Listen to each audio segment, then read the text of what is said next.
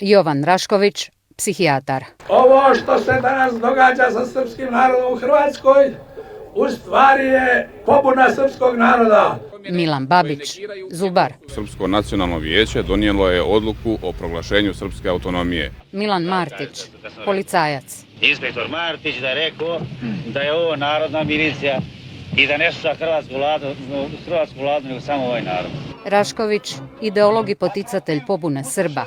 Babić i Martić, šefovi srpske paradržave, osuđeni ratni zločinci, nalogodavci pokolja, mučenja, bezobzirnog razaranja. Sve je počelo na pragu 90-ih, na valu tadašnje beogradske politike.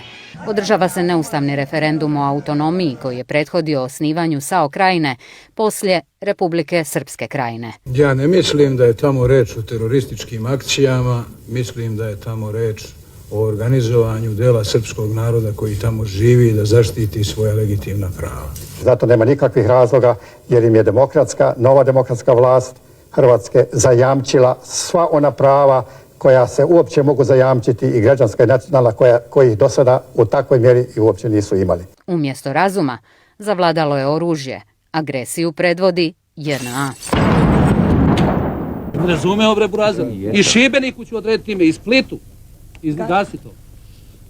Jel ti jasno, i Zagrebu? Imena hrvatskih gradova promijenio nije, no zapovjedio je i predvodio napade.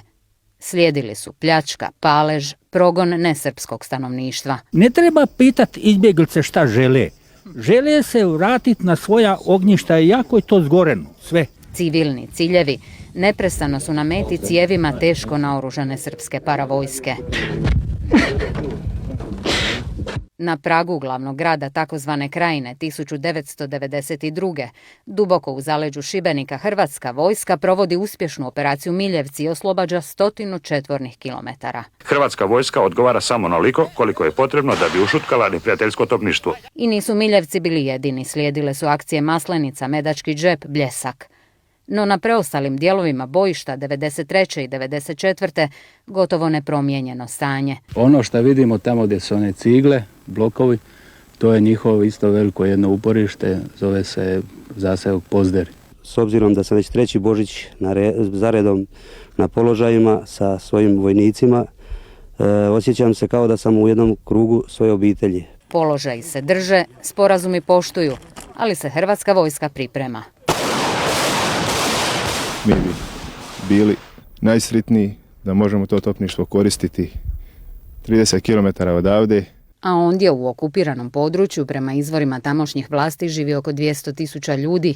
Svakodnevica im je teška, izolirani su, cvate šverc, vlada oskudica hrane, higijenskih potrepština. Stoga se mnogi još 94. i 95. iseljavaju u Srbiju. Vlasti RSK ne dopuštaju prelazak granice, no posredovanjem dalmatinskog episkopa Longina šibenski biskup Srećko Badurina obilazi Kninske katoličke crkve. Crkva Svetog Ante je zapaljena, crkva Svetog Jakova je čitava, ali je iznutra devastirana. To je jedan dojam težak koji možda se čak i ne da opisati. Ima jedan izraz u Svetom pismu, pustoš na svetom mjestu. Početkom 95. na pregovaračkom stolu je plan Z4.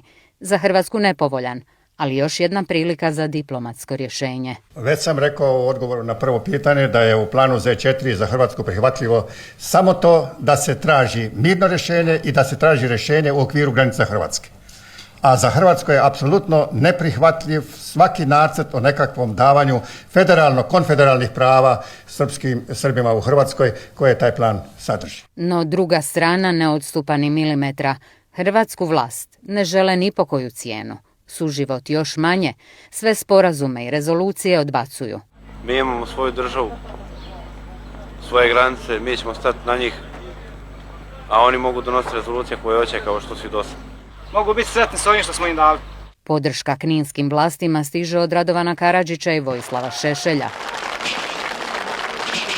Samo koji mjesec od ovih snimaka država u državi je pala u samo 84 sata. A unatoč pozivima predsjednika Tuđmana građanima srpske nacionalnosti da ostanu uz zajamčena građanska prava, većina ipak napušta Hrvatsku, slušajući naloge svog političkog i vojnog vodstva. Preživjeli arhitekti velikosrpskog plana završili su na sudu. Milan Martić, haški osuđenik, još robija u zatvoru u Estoniji. Žalbeno vijeće Haškoga suda potvrdilo je Milanu Martiću kaznu od 35 godina zatvora na koju ga je prije više od godinu dana osudilo raspravno vijeće. Milan Babić, haški pokajnik, osuđen na 13 godina, u zatvoru je počinio samobojstvo. Kriv sam. Molim moju braću Hrvate da oproste svoje braće Srbima. Mi smo došli, ne ubijamo, već opraštamo, ali oslobađamo i ne zaboravljamo. To je ono najbitnije. Zaborava nema. Dug je to desecima tisuća poginulih i nestalih koji slobodu nisu dočekali.